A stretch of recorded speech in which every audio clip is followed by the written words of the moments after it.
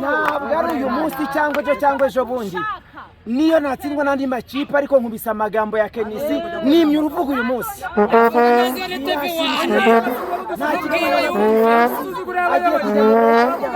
ariko ikipe ya polisi nzayiva inyuma ahubwo zisibeje n'igihe cyose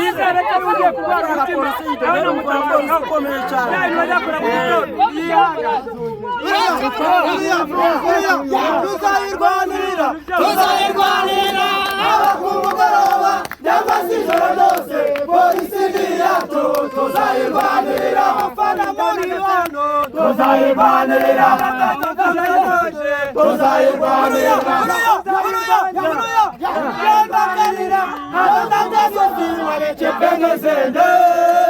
umuragura kwecu utaterege hano